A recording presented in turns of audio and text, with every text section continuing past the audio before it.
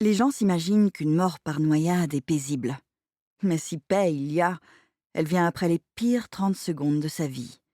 Et c'est un sort que jusqu'à ce jour, Georgina Lennox n'aurait jamais cru connaître.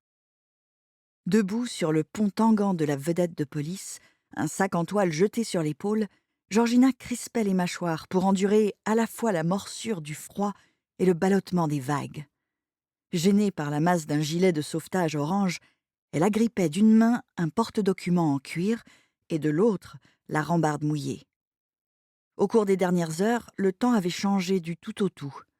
Les nuages blancs et duveteux qu'elle avait quittés sur le continent étaient devenus noirs et menaçants, et les vagues gris métalliques qui lui giflaient les pieds menaçaient de l'entraîner à 3000 mètres dans les profondeurs opaques de l'océan Atlantique Nord.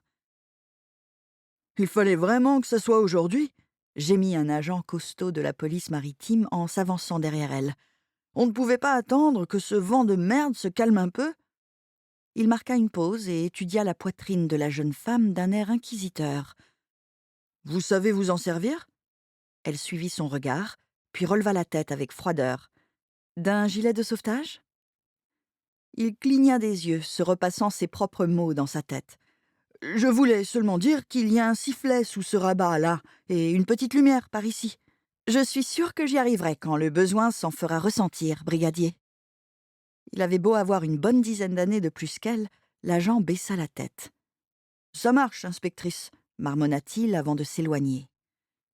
Georgina se borna à serrer les dents et prit une vive inspiration quand le bateau s'inclina brusquement. Elle était habituée à ce qu'on la prenne de haut, même lorsqu'on découvrait son grade. Mais ces vagues...